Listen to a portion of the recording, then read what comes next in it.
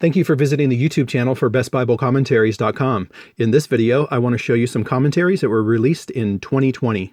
Before I do, I'd like to invite you to subscribe to this channel so you can see videos on Bible commentaries, study Bibles, and theology books. Also, I would appreciate it if you hit the thumbs up button because that really helps my efforts on YouTube. So in this video, what I want to show you is some of the commentary volumes that were released in 2020. Usually I like to wait until I have academic reviews to kind of give you something of an objective viewpoint for the different volumes that I'm showing you, but I thought there would be some benefit as well just in showing you what's out there, even if I don't have the reviews yet. One of the things about using academic reviews is you have to wait a while. Journals get published, it depends on the journal, sometimes twice a year, sometimes 4 times a year, and sometimes they have a backlog of books that they're reviewing. So I have 2020 journals that are reviewing new releases from 2018. Well, I don't really want to wait 3 years to show people some of these new volumes that I've been sent recently, and so I thought I don't have an academic review, but I can show them and talk to you about them a little bit because it might be enough for you to be interested in one of them. Also, comment down below if any of these volumes look interesting to you and which one you think you might try sometime soon and why. Okay, first commentary is the Revelation volume in the ZECNT commentary series. Very well-reviewed series. This volume is written by BUIST Fanning. I believe I got the name right, BUIST. I asked him how to pronounce it, and he answered me over email. So I think I'm getting it right, but again, it's email, so I didn't hear it. But I think it's BUIST. I'll just call him Dr. Fanning, though. So this volume was published in the spring of 2020, I think, if I remember correctly. And it is 623 pages in length. And it is a mid-level commentary. The target audience is pastors. Dr. Fanning has taught for something like 40 years at Dallas Theological Seminary, and that might be enough for some of you to know that his approach to the book of Revelation is premillennial and pre-tribulation. Dr. Fanning, in the spring, did a question and answer with me for my website on this volume, so I'll put a link to that article, to that Q&A in the description box down below, so after the video is over, you can check out that question and answer. Dr. Fanning's expertise over the years is really Greek, and that comes through in this volume. I would say you don't need to know Greek to utilize this commentary. It's not technical, but his commentary, of course, is based on the Greek in which he is an expert. I haven't spent a ton of time with this commentary yet. I haven't had it that long, but just as far as some introductory matters are concerned, he believes that Revelation was written by a disciple of the Apostle John, and he also dates it to the mid-90s. So as far as Revelation chapter 20, verses 1 through 6 and the millennium, he interprets that according to premillennial theology. Also chapters, 6 through 19 concern the Revelation, and that's consistent with premillennial theology. And so that's the approach of this volume. And I am glad that the Revelation volume came out, not because of the theological details necessarily, but because some commentary series don't have a Revelation volume out for years sometimes. And I'm not sure why. Revelation is one of the best-selling books as far as commentaries are concerned. But the Pillar series is one that comes to mind that's been around for 30 years, and we still don't have a Revelation volume from that series. So,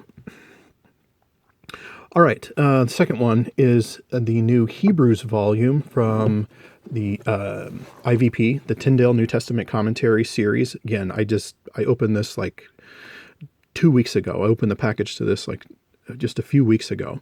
This commentary is 332 pages in length. It's a mid-level commentary. It's designed for pastors. I think that lay people would do okay with TNTC series volumes.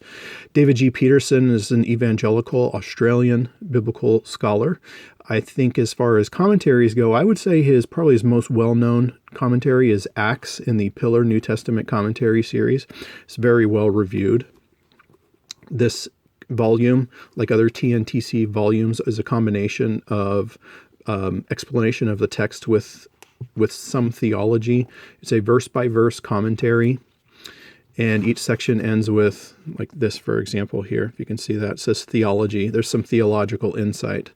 So there's, 2 or 3 paragraphs of explanation per verse, something like that, maybe a little bit less. And then each section ends with kind of a paragraph or maybe 2 of some theological insight. So that's pretty common for the TNTC series. All right, the next volume. I actually showed this one a couple of videos ago when I talked about commentary series that have been recently discontinued. So I won't go spend a lot of time with this one, but it was released in 2020, early 2020, if I remember right. I actually did a question and answer with Dr. BELDMAN on this volume, and I'll put that link in the description down below. So I appreciate him taking the time to do that. Two Horizons refers to explanation of the biblical text and also theological insight, but more in terms of systematic theology. So there's actually a section in this commentary where Dr. BELDMAN will go through some of the categories of systematic theology and talk about it in relation to the book of Judges. In the end, we're only going to get about 6 or 7 volumes in the Two Horizons series. I think that's what's come out so far. I think this was the last one to come out. There were some contracts that were still outstanding that were canceled as part of the series cancellation. So that's sad that they're not coming out, but at least we got the Judges volume. I'll put a link to that video too. That talks. I go a little bit more in detail on that series in that video about that it being discontinued. All right, now this is going to jog some of your memories because you're like, wait a second, Galatians by Timothy George. Why do I know that?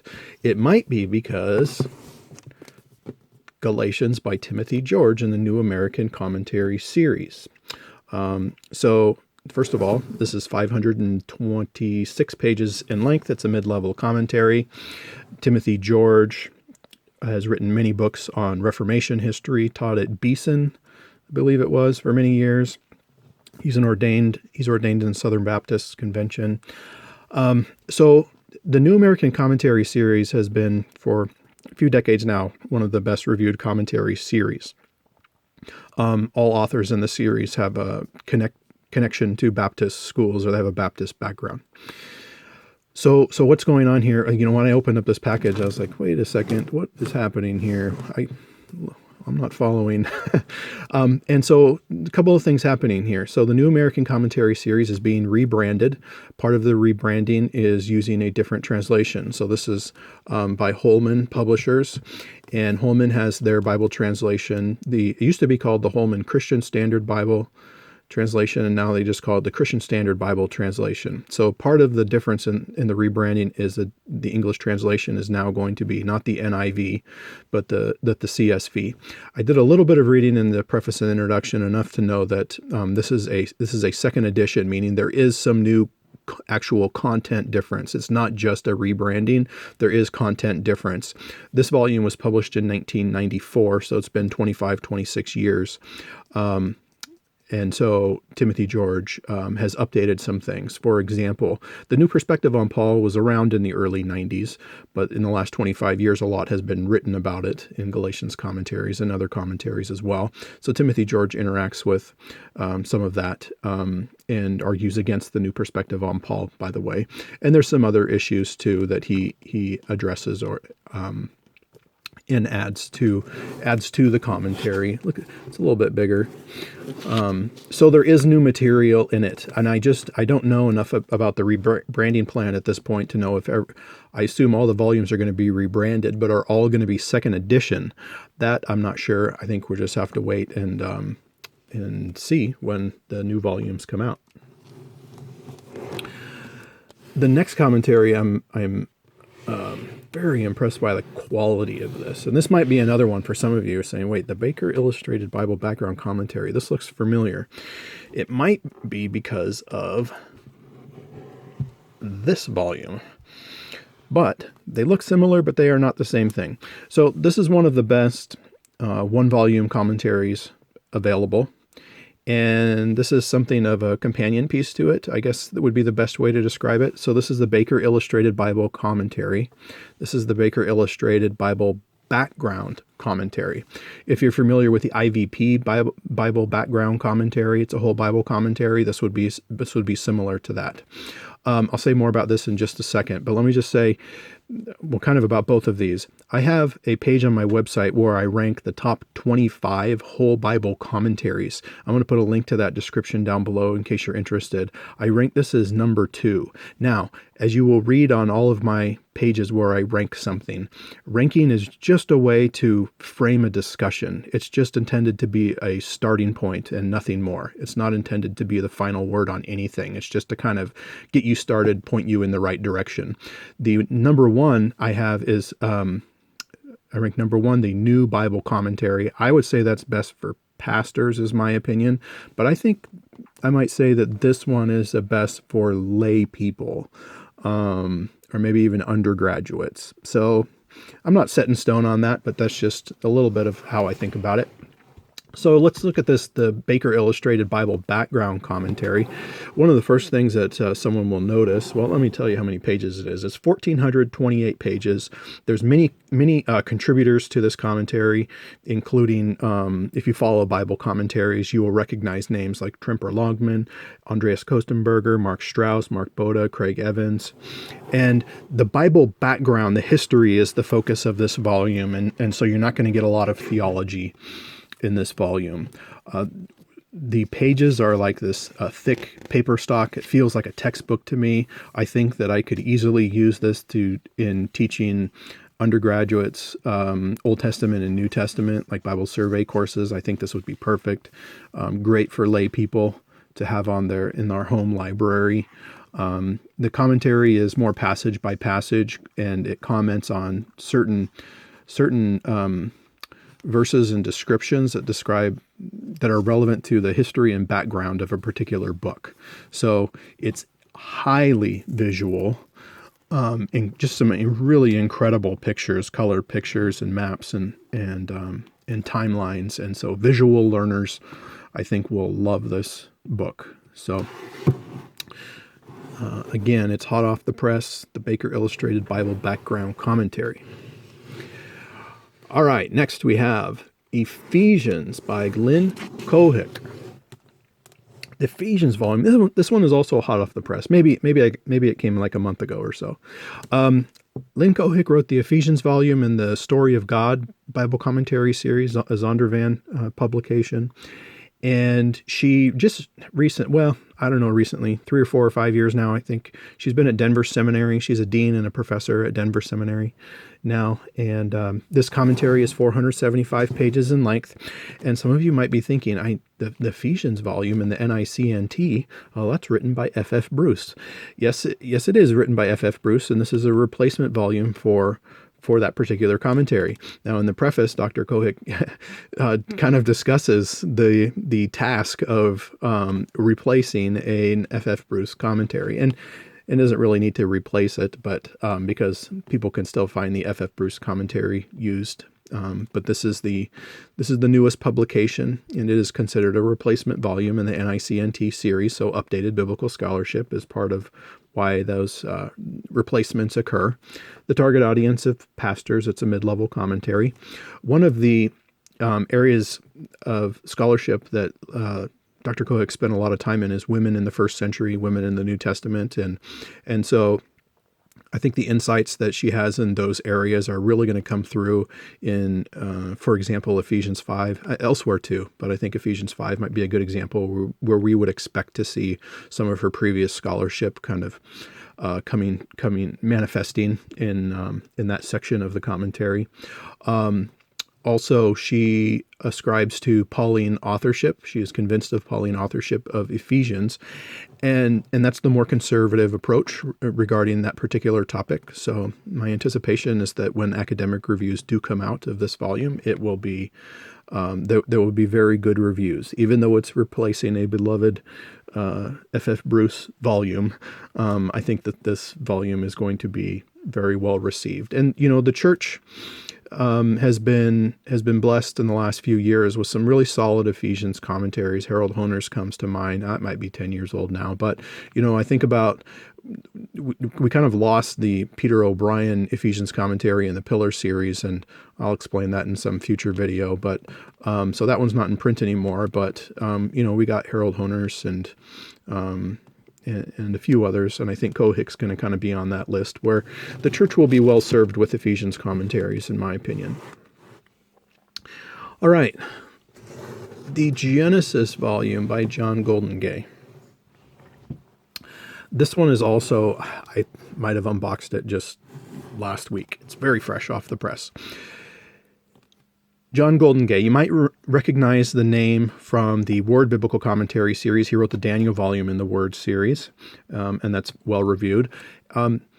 So the Baker commentary in the Old Testament, what has been out so far is the wisdom literature and Psalms. I'm trying to think. It has a longer name to it.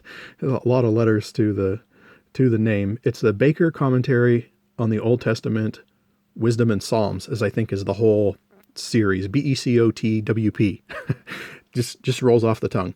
Well, they're expanding from the wisdom literature now. Baker's expanding from the wisdom literature now, and this is the first volume to come out that's not wisdom literature. So, and John Goldingay has spent decades in Old Testament scholarship. So I think this volume is going to be well reviewed. It's 808 pages in length. In his other commentaries, Goldingay takes a moderately critical approach to the text, and just reading some of the introduction, not much, but a little bit, just enough to know that I think that's going to be similar to his approach. That'll be a similar approach he takes to this volume. He's an ordained priest in the Church of England. And I also notice that he is not only going to have the first volume out of this series that's not wisdom literature, he's going to have the second one out too. Because in the first quarter of 2021, from my understanding, he is going to release a volume on the minor prophets. So that'll be interesting to see when it comes out, and I'll make sure and show you that as well. So I don't have a lot of information to share about this yet, because of some of these pages I haven't even cracked yet. It's brand new, but I thought it might be helpful seeing it. So I hope this video has been helpful to you in seeing some of the new releases out this year, and I think there's going to be more to come in even the first quarter of 2021. I think we're going to have a whole new batch, and I'll make sure and show those to you as well. So thank you for watching. Please consider subscribing, and may the Lord bless you in your biblical studies.